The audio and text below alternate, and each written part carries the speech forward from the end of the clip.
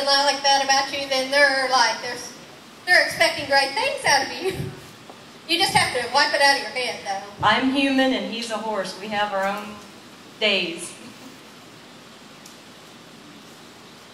So this is like side passing over to a mailbox, and I guess you see this a whole lot, don't you?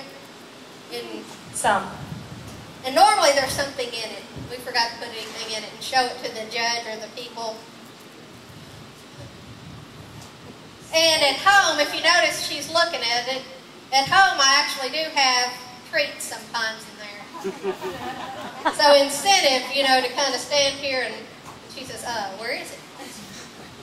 And if I do kind of want her to calm down, if I feel like she's getting her energy up, I can kind of rub on her and get her head down below her withers. If their head's down below their withers, that's kind of in their thinking mode.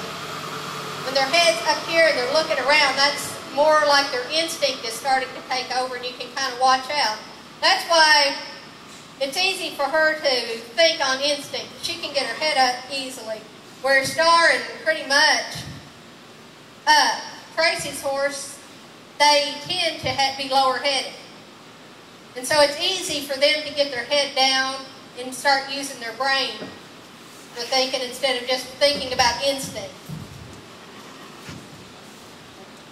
Now how many, I'm sure this is silly, but I don't know. How many of you all know the difference between prey and predators? Are horses predators? No. Are they prey animals? Yes. So, what's the difference between prey and predators? Fight or flight. Yeah, horses have to think about getting away from us, the predator. You think about horses know exactly that we smell like what we eat. And I had sausage this morning, so she has to kind of get over the fact that I do eat meat. And she can tell I'm a meat eater because my eyes are in front of my head. Here's my nose and here's my mouth for eating, and the ears are on the side of my head. So really to them, it's no different than a bear or a cougar or a lion. Tigers are bear, oh my. So sometimes. Baby, back through. So basically I'm using my body to tell her to back. This leg kind of pushes her over around the barrel. Head moves, back up. Head moves, back up. Foot don't touch. And then relax. And I guess the other thing that I guess I should have brought out to begin with is breathing. Especially with Star. Before and after everything we do, it's like, right answer. Good. So before I do an obstacle and after I do the obstacle when we're done, we breathe. And the reason that Victory Trip beat her sister traveling time in the 11 and under obstacle trail class is this obstacle right here. Because Star didn't like it and Trip said, no problem. We'll just go through. And if you notice, she hesitated, and that was because I looked at it. If you look at an obstacle like looking at a jump, you're almost guaranteed to stop your horse. So if I want her to walk on through, I need to look, keep my energy up and going, and look over at Russ Thompson's stables over there, and she'll say, oh, no problem. That's what I'm supposed to do.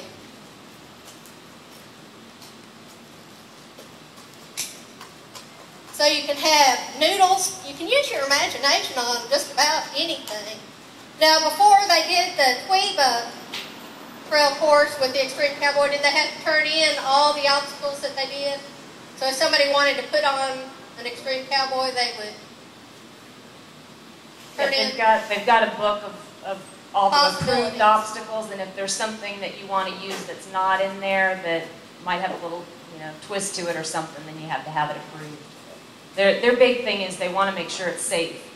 There's a lot of difficult things, which is one of the, it's tough to exhibit some really extreme obstacles if we don't have big dirt piles to climb and lakes to go into and ditches to jump and things like that. So, but they put a lot of twists on things. For instance, one of the events I was just at, they had a tarp, and then they put chicken coops on each side of it with live chickens in there. And you had Live chickens. preferably hit it at a run and never slow down, but some of them didn't want to go anywhere near it. So they put a little twist. It might be a tarp, but you never know what's going to be holding the tarp down.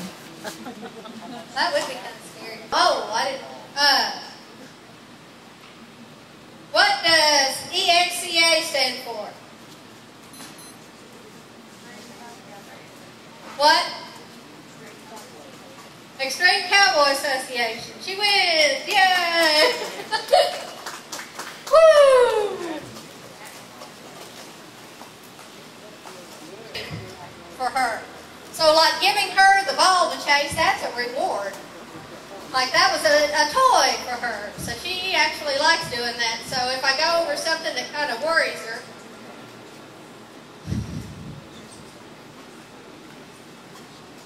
we have moody mare syndrome over here. It's nice because the horses, it gives them confidence when you first start working with them and they push the ball away. It's like they can boss the ball around. Don't ever start with the ball and push it towards them because then it's a predator coming after them. But that's something that we like to play with at home, and he loves to kick it around, and we can eventually build up to going real fast. I said earlier, if they're afraid of it when you first approach it, put them out in a round pen or put it out in the pasture or whatever and just let them play with it and be a horse, and eventually they'll get used to it, and it's something they can have fun with, but it also teaches them something and they don't even know we're teaching them. Try to scare you. She'd never seen that ball before, so I thought I'd see what she'd do with it. The thing I love about Tracy's horse is he is a stud. But he doesn't mind mares being around him at all.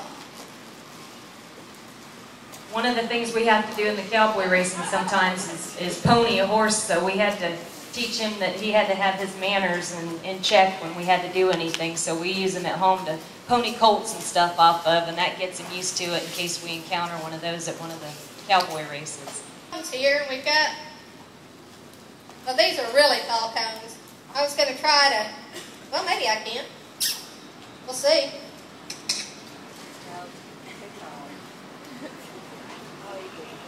It's a little bit too tall to side pass over, but I guess we can make it if we have to. You can, big thing about doing obstacle trail, whether it's fast or slow, is just using your imagination, so it's not like the same thing over and over. So if you've got a cone, you can decide whether you want to side pass over it, go through it, go around it, do a figure eight.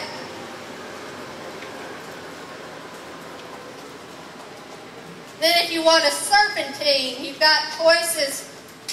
This ground is hard as a rock.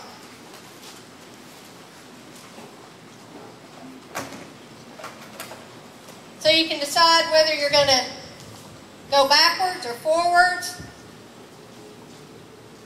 or sideways through serpentines. And I think Tracy is kind of a left brain kind of girl. She has to come up with something. It's no fun if it just stays there forever. There's something for you to side pass that's different. Ah, here, baby. So we started with just a small thing, and she says, "Oh, I don't know if I can."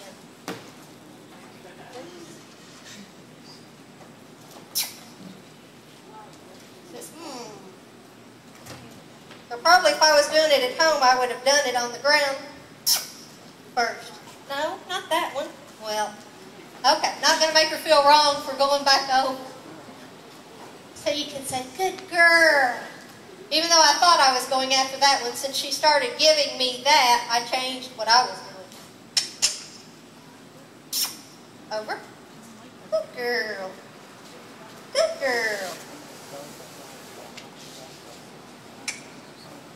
Good girl. So I'm looking that way. This leg is telling her to go over. Okay, Tracy, can you do that? It's zigzag now. It's just being straight. Now we've added difficulty. She had to squeeze in there with that barrel standing up. Oh, she just showed.